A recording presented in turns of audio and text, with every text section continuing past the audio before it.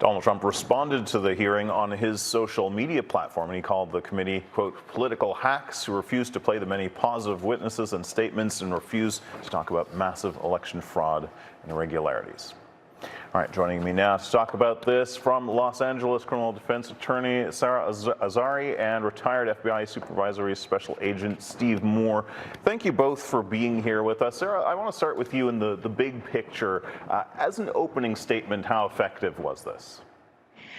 Kim, good to be with you. You know, it was extremely, it was a sober and compelling presentation, but really it was more like a tight, organized opening statement by a prosecutor than a hearing by lawmakers. You know, this was, it was almost like this is the trial of Donald J. Trump. And the lawmakers went right to the crux of this case, which was there was no election fraud, and that Donald Trump knew there was no election fraud. Everybody around him was telling him that this is fugazi, and yet he engaged in this misinformation. And then with intent, and that's key here for him to be a co-conspirator, with intent, he energized two very violent groups, the Proud Boys and the Oath Keepers, to essentially incite this insurrection on January 6th. And you have to wonder, Kim, you know, is Attorney General Merrick Garland and the DOJ, are they paying attention to this and looking at this with the eye that Donald Trump could be a co-conspirator in a superseding indictment to the pending indictment against the Proud Boys that was just issued not too long ago? And you know, that might be me wishful thinking, but, you know, Donald Trump, this is not the first time Donald Trump has been a co-conspirator in criminal conduct. You know, he was individual one in the Michael Cohen indictment. And yet he goes unscathed. And so you have to wonder whether this is just about the accountability of Donald Trump for what happened on January 6th, or is it even, does it extend to the Trumpists, the MAGA people that are out there, because this was a domestic terror attack on our democracy, and those people are still out there. Yeah, I want to get back to some of the points that you raised in a minute, but I just want to go to Steve now from a law enforcement perspective. I mean, those compelling videos of the attack, even if you've seen sort of videos before, I mean, what we saw last night was quite stunning, and Capitol Police Officer Caroline Edwards testifying she was slipping in people's blood as she battled rioters. I mean, it really laid bare the ferocity of what happened. Yeah, it was pretty devastating, the type of mob action that went in there. And I think people sometimes don't realize what goes on during these riots and who the victims are, even if you don't see you know, these big death tolls or something. If you have people who are wounded, if you lose police officers, there were deaths in this, and it's important to show the magnitude of it.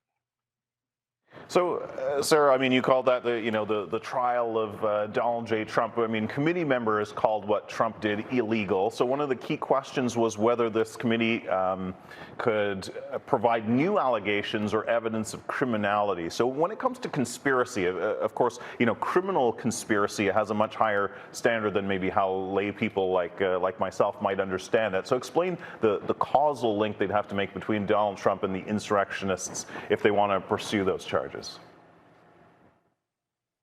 Means that two or more people have agreed to engage in criminal conduct. They don't have to know each other, you know. And so when what we saw tonight, and this is just the beginning of these hearings, is this direct sort of causal line between Donald Trump and specifically the Proud Boys, right? We saw these time-stamped of the footage of what the Proud Boys were doing in the morning of January 6th, and then what Donald Trump was tweeting, doing, and not doing. And I thought that was really brilliant on the part of the committee, because it really sort of ties Donald Trump in with the Proud Boys, and that's how you get to a criminal conspiracy. But again, Kim, you know, what do we do with that, right? Let's say that now the committee, with 11-month investigation that they've done, have established this intent that maybe was missing before.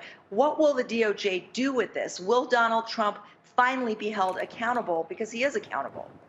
Yeah, that's the question, and we are going to hear more in the upcoming committee hearings about those links between Trump and specifically groups like the Proud Boys. Have a listen to this.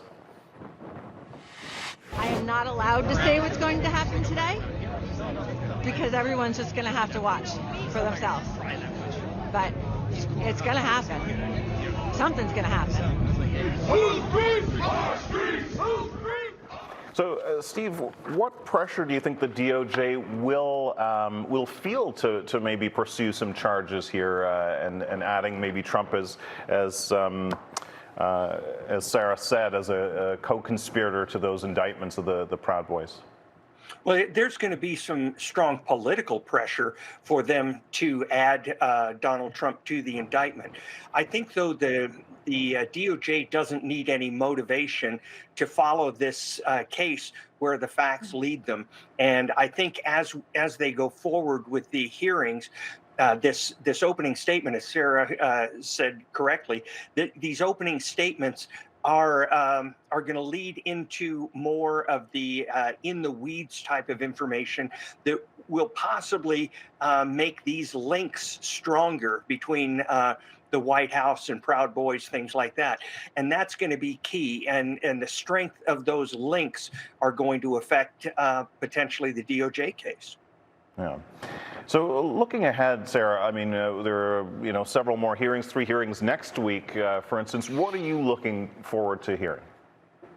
Well, I think we're going to hear from more witnesses. I think that we're expected to see text messages. I mean, tonight we saw tweets that we were familiar with. We had seen these tweets before. The footage was more extensive. The footage had timestamps. Obviously we saw Jared, we saw Ivanka, Bill Barr. But I think as these hearings proceed and unfold, we're going to hear from more witnesses. We're going to see more documentation, and it's really going to be damning. I mean, if this was the opening, imagine what the rest of this hearing is going to be like. And I just hope that it leads to full accountability, because we have to protect our democracy. Yeah, Steve, ending with you, do you think we will get accountability in the end, or will this, just as some people suggest, this will just be sort of part of the historical record and no more? I think that it's as much as the circumstantial evidence is extremely strong right now, I think it's going to come down to direct links and whether or not they can put a communication between them, if they can give us more than the circumstantial evidence that they presented today. Not that it's weak, but the DOJ, before you take a former president and prosecute him, you are going to need some very strong links. Absolutely right. We'll be watching as this unfolds. Sara Azari and Steve Moore in Los Angeles, thank you both so much for helping us break this down. Really appreciate it. Thanks, Kim. Good night.